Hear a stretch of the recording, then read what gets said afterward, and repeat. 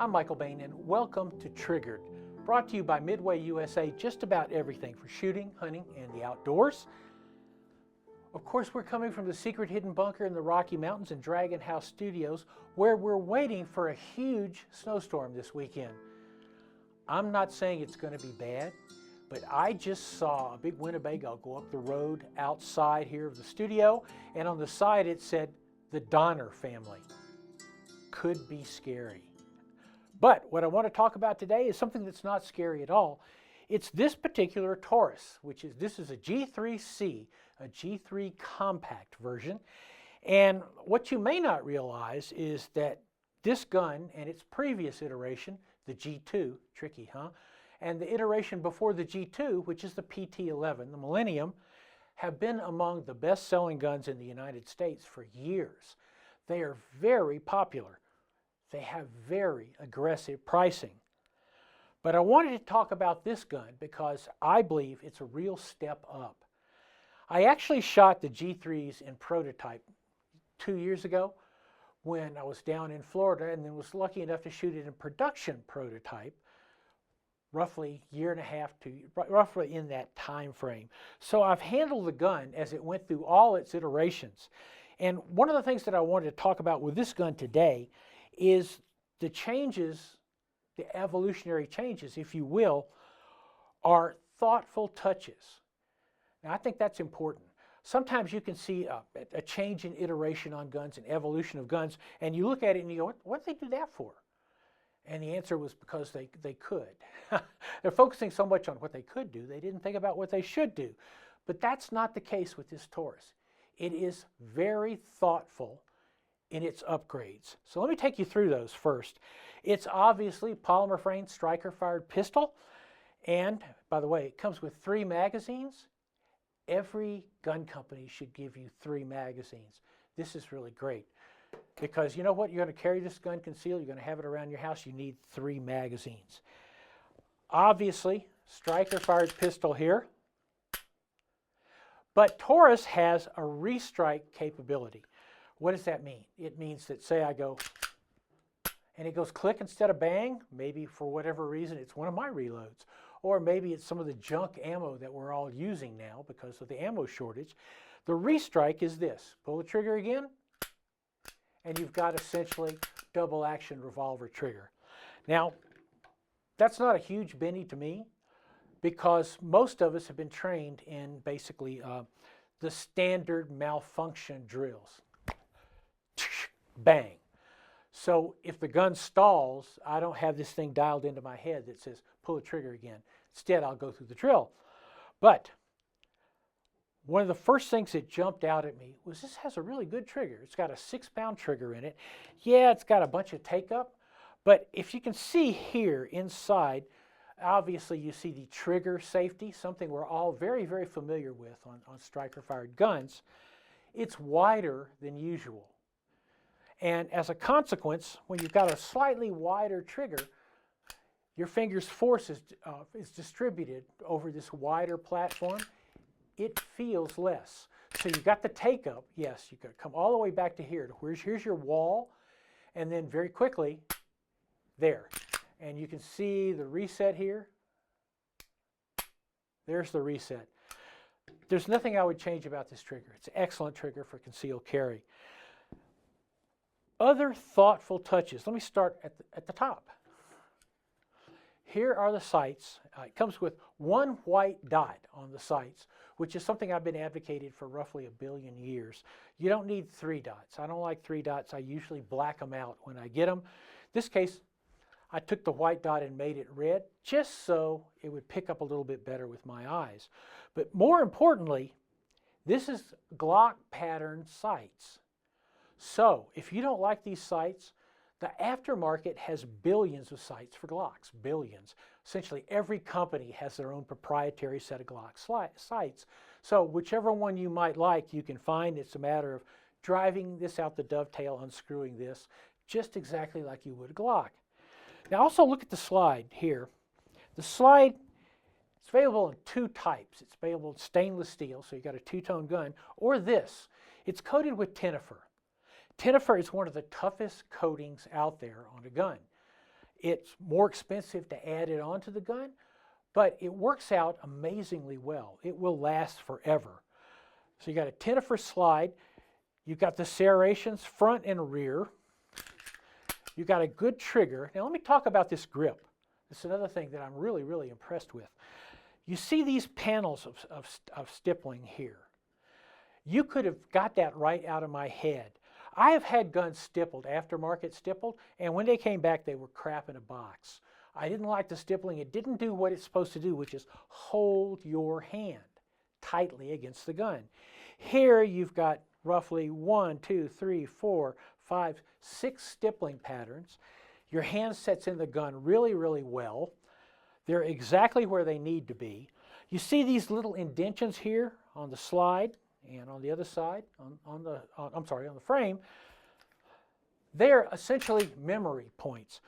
If I say to you, take your finger out of the trigger guard, that's where to put it. Or on your grip, look at that, there's your thumb. We're going to talk more about this gun when Triggered returns. Has it started snowing yet?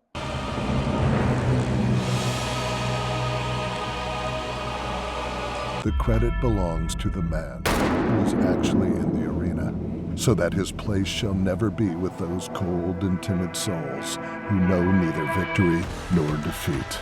It's true, you can't avoid the struggle. It's coming, but you can control your precision. It's time to put it all on the line, because with Crimson Trace Optics, failure is not an option. Welcome back to Triggered, where we're talking about the new Taurus G3c. Just before I came out here to do this, Taurus sent me an announcement that said, hey, we're changing the G3 series. And we have one in the mail to you, but I do not have it yet. What they did was they added one more thing right here at the top. They added a plate system, the T.O.R.O system for attaching a red dot sight to it, which is great because that's the way we're all going. Essentially, you can get a G3 or G3c with 4 plates that, as near as I could tell from the list, covers pretty much every red dot sight on Earth. So you don't have to pay the money to have it milled. It's a really good accessory. And considering that you still got these Glock pattern sights, if you want to hire, say, suppressor size sights so you have a backup, it's not a big deal. I wanted to show you briefly, just as a size comparison, here's a Glock G26. As you know, I tend to compare everything to a Glock. So a little bit bigger, a little bit smaller than the G26. And the frame is obviously, as you can see here, is a little bit longer. But you've got 12 rounds in the Taurus instead of 10 rounds in the G26. But that sort of puts it in that ballpark. I am apparently the only person on Earth who didn't get the memo that one of the great things about the G-series Taurus guns is not only will they take the G3 magazines, these are Teflon coated, super slick, they'll also take the G2 magazines, and even better, they'll take magazines from a SIG 226. I've had a 226, actually went to my gun box and pulled out a bunch of 226 magazines, took this thing to the range, and perfect. So you can get 15 rounds, 17 or 18 rounds. You can also find factory SIG 20 rounders, and these are excellent, world-class magazines. So all in all, in shooting this gun, shot like a house afire. Like I said, I pulled out a couple of SIG magazines, and I don't even know what was in them. There's a lot of 9mm in them. It was mixed stuff, some old, some new. And with just taking this gun out of the box, take the G3 out of the box, took it to my range, and started running 9mm rounds through it. It ran perfect. It shot well. It shoots light, which not every little gun does shoot. The other thing I just wanted to mention to you is it's easy to rack, and that's not necessarily the case with every small gun. Sometimes you got a great big spring in there, and it's going to wear you down. So that is the Taurus G3c. Remember, the G3c with the T.O.R.O optic system, that's the way you want to go. I've seen this gun for as low as $249, average $275 against an MSRP of a little over $300. The MSRP on The optics equipped gun, the setup for optics, is a little over 400, so you can probably expect to see it 350, 325. It is a great deal. The people that have these guns rave about these guns, and Taurus has done an amazing job of getting past their own past. And now a quick change to something entirely different. Okay, you will recall our engraving extravaganza. We spent time with Bobby Tyler and all those great engraved guns. And one thing Bobby did for everybody that was there, he had a gift bag. This is what was in the gift bag, among other things. It's a nice case from a knife company called Cobra-Tech. And this is what was inside. Out the front opener, Cobra-Tech knife. And I don't know if you can see really clearly, but that is Bobby Tyler's logo on the knife blade. And this got me thinking about automatic knives in general, especially out the front. One of the things that all of us tend to do is carry a knife. And we've talked about on Shooting Gallery, we talked about in the Best Defense, if you carry a knife, you need to be able to work with it as a self-defense tool. And that means you need to be able to open it under stress. That's harder than you think. It's something I've practiced doing. Typically, I carry a Spyderco Delica, and I work with it, but one of the things I've found is if I stress myself on it, let's say, you know, even a little stress, I'm shooting and then I got to pull this knife out and open it, it's a little bit harder to do. And it got me thinking about automatic openers. And I did a little research and I found out that automatic openers, which used to be known as switchblades because of those really cool old Italian switchblades you saw in like West Side Story, automatic knives are now pretty much legal in everywhere except the Northeast, which is a lost cause, and who knows about California. And I thought, well, if there's an issue with opening a blade under stress, is this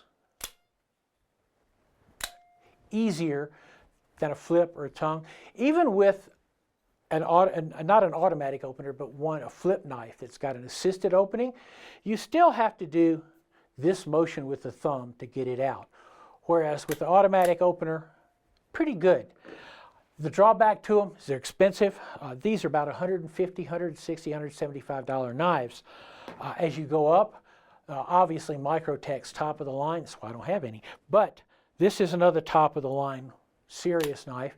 This is an Infidel from Benchmade, and it is really excellent. I mean, it runs like on oiled bearings, if you will. It also runs on about $400, between $400 and $500 for these knives. But it's something I'm thinking about starting to carry because I think it may solve that problem. Stay with us. When we come back, we're going to talk about build-it-yourself guns. This week's Triggered is brought to you by Midway USA. Just about everything for shooting, hunting, and the outdoors. Taurus USA. Designed to protect. Rock Island Arms Corps. Solid as a rock. Volquartsen.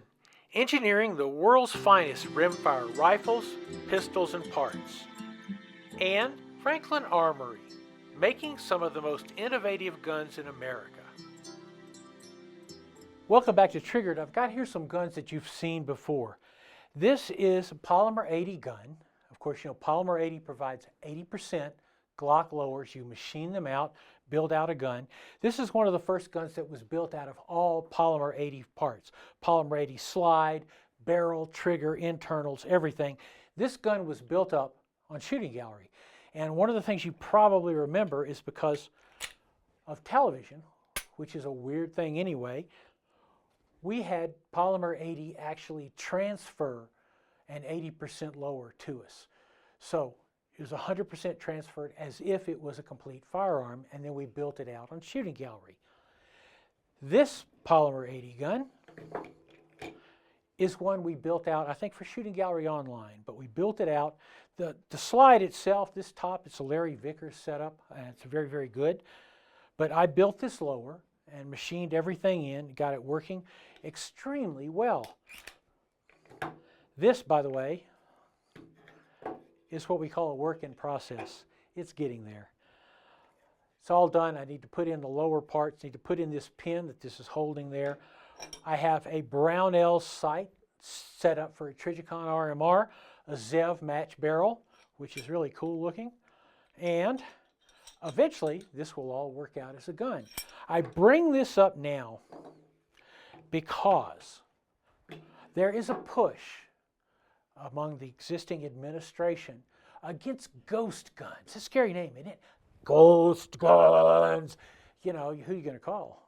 Ghostbusters. But ghost guns is a scary name for something people have done in the United States since the very beginning. Since there were guns, we build guns. In fact, I recall a meeting I had with Larry Potterfield a long time ago, 21 years ago, and in our wide-ranging conversation, one of the things that Larry said was, don't you think that most shooters really would love to build their own gun? And that's a true thing. My father built Mausers, built sporterized Mausers after World War II. We've all built 1911s, me worse than a lot of other 1911s. But the changes in technology, the modular type guns, have made it possible for everyone to build the gun of their dreams. And I'm very big on that. They're not ghost guns. I will say this one thing here. I have actually talked to forensic ballisticians. And I asked them, how many times do you trace a serial number and it leads you right to the killer? Just like on those television shows. They laughed at me. They said, nah. You know, this whole tracing thing of it's got to have serial numbers. No, they didn't have serial numbers until like 1968. It's a lot of guns out there without them. But if you're building this gun, you have the right to build this gun for your own use. You have the right to build as many guns as you want for your own use. You can't sell them. You can't give them away, but you have the right to build them. Something's coming up really interesting in June, and we're going to be there for it. It is the first Makers Match. It's been put together by Rob Pincus. You're familiar with Rob from the Best Defense and certainly from the Pandemic Roundtables, the 10 that we had. Rob has been printing gun frames. And you go like, wow, he must have spent $20,000 on the printer? Nah, he bought it off Amazon for $275. He's printing gun frames off of it. So he thought it would be important to have a match where people who have built guns can shoot them and compete with them. Polymer 80 also thought that was a great idea. So that's going to happen in June in St. Augustine, Florida, and we will be there with bells on. In fact, I am building up a competition gun, essentially a G34 with no Glock parts in it. Polymer, 80% frame. Other parts, we'll put it all together, we'll shoot it in competition. And if you haven't ever thought about building your own gun, do so, because that's what people in a free country do. So, I am Michael Bain. This is Triggered. We are, of course, brought to you by Midway USA. Just about everything for shooting, hunting, and the outdoors. Also, sneakers. I got a great pair of Solomon sneakers from Midway USA at half price. Probably my favorite. So, you can find us on YouTube. If you find us on YouTube, please hit that button that says subscribe. We'll appreciate it very much. And next week, more guns.